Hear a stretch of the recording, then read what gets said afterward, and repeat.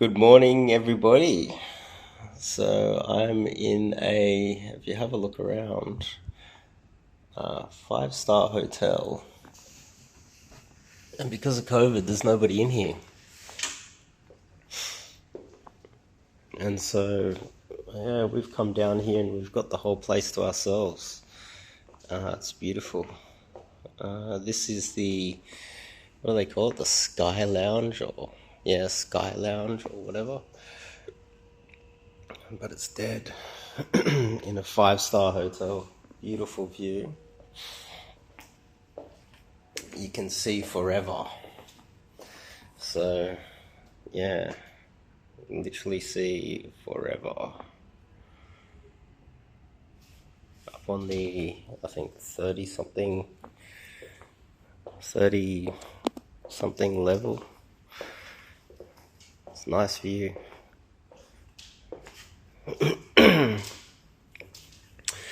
But yeah, I think it's important to talk about what has happened recently and how we had a guy who was attacked by a journalist.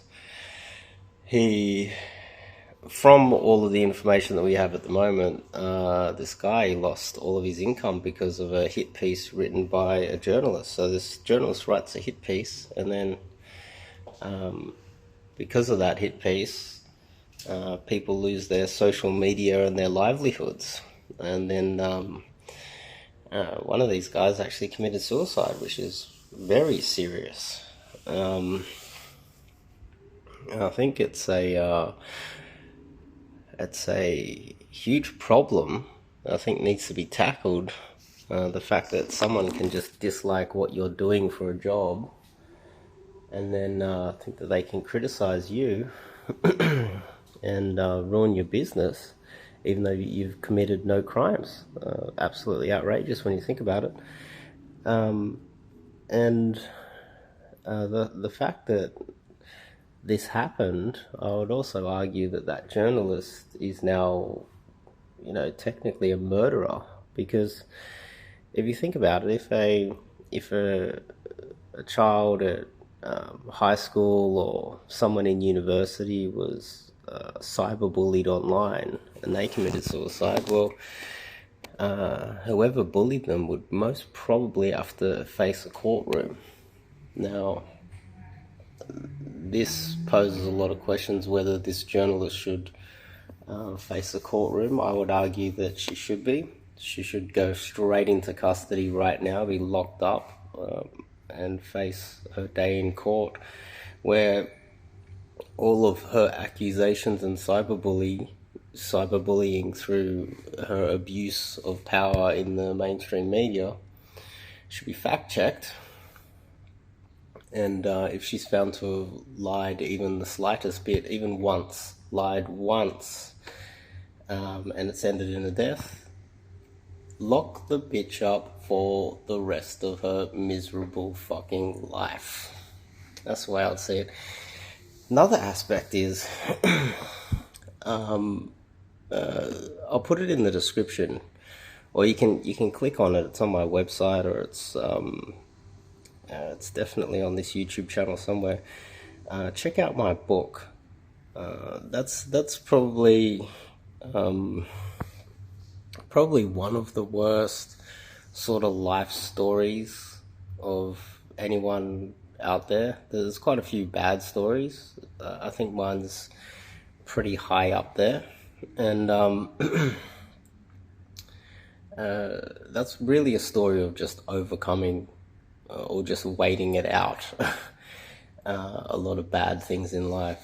And so if you're feeling like things are tough and it's a little bit overwhelming at the moment, I can understand when there's like a media storm and it's like everything's being shut down, you're losing all your social media, it feels like the whole world's hating you, and and then you might feel like ending it all. If you have a look at my book, if you can really read such a terrible book, a terrible life, waiting it out is one strategy. Just waiting out the storm, waiting for the storm to pass. and then picking up the pieces and then starting all over again. That's one aspect. One tip that I would give people that are going through a hard time at the moment. And I've always thought to myself, look, if it's kind of weird. I was actually thinking about this. I was thinking, if a journalist had have come after me, like just say I spent a few years building social media, and I had I had an email list even, and like MailChimp decided to like just delete all of my emails, and I had the YouTube channel and everything deleted. And I thought that was it. I don't think I can come back from this. And I'd argue that this guy probably thought that. He probably thought, I can't come back from this. There's no coming back from this. I've hit the bottom of. I don't think I can pick up the pieces and start again. That's probably the way this guy felt. And if that was to happen to me, I've actually thought about this recently before this whole thing happened. I was literally thinking, look, if that happened to me and I'd committed no crime, I'd done nothing wrong, I was very careful with my social media, and some feminist abusing her power in the mainstream media went after me, she better be in a country that I can't fly to. She better be out of my reach, because I wouldn't go neck myself. I would go after her full-blown Bruce Willis style, blow up the entire fucking building, take down the whole fucking company, take her down with it. You know those old Die Harder movies with Bruce Willis, where it's just one guy just takes down a whole, just takes down buildings and like one man wrecking ball. I think if someone thinks that they can come and destroy your life, and the law doesn't protect you, this is what creates laws. Is that somebody just goes, all right, well, I'm taking the law into my own hands. And I honestly believe that if I had done nothing wrong, and some journalist skank comes after me, and I lose everything, even though I'd been very careful and done nothing wrong the entire time, she better be very careful walking down any dark alleyways or walking alone at night, because you ruin my life, I'll come and ruin yours. I think it's a very sad situation where someone has the ability to abuse their power in the mainstream media, use a journalist, and effectively kill someone. Because that's effectively what has happened right now. And this is also speculation. I don't have all the information, but my understanding is, from what I can see, and it hasn't been fact-checked, hasn't been proven that any of her accusations were correct. Apparently, he committed no crime. He hadn't been charged as far as we are aware. And, someone died. So she's got blood on her hands. This lady's got blood on her hands. And I think something needs to be done about it. And, if you're going through a situation like this where, the storms hit you and you feel like, it's overwhelming. One thing you might learn from having a look at my book and my life story is that you can wait through the storm, wait till it passes, and focus on the small things. What are the small things that you can do to keep your head above water in this very moment, to get through a tough situation. And a lot of people get in life, they just get hit with things that they never would have expected.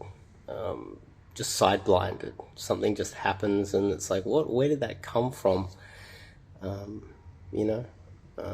Family member dies. someone breaks into your house and steals all of your valuables, your wife gets run over by a car, like bad things happen. Your dog runs away and you never see it again. Wife sleeps with the neighbor. Next thing you know, your happy little family is turned upside down and you lose everything overnight. And then she steals half your money too. Things like this happen all the time.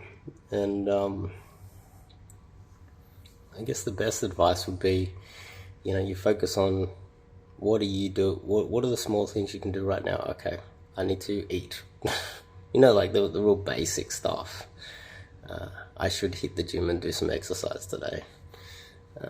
I should just focus on the small things. I need to read this book because this is important. I need to study this thing, or the basics. And just focus on that. I need to brush my teeth right now. And then just wait out the storm. If you happen to find yourself in a bad situation like that, I think that's probably the best advice I can give. But it'll be interesting to hear some more information as to what else has happened.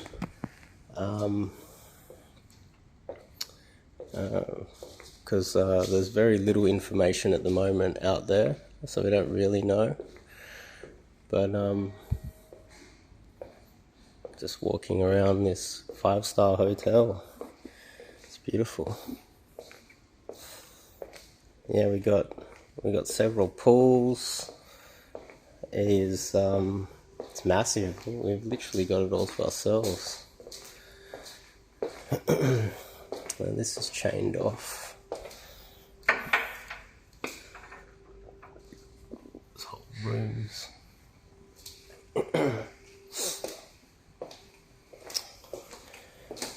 but I think I can't get in there. It's dark in there. But yeah, at the moment I'm staying in a 5-star hotel that has beautiful views, several pools, massive gym. It's nice. It's really nice. And it's good to have it kind of all to yourself too. But yeah, I don't want to waffle on any longer. I've waffled on enough. Have a good one, guys. Take it easy. And yeah, terrible news. A journalist has blood on her hands. Hopefully she goes to jail for the rest of her miserable, skanky life. I'll see you guys in the next video.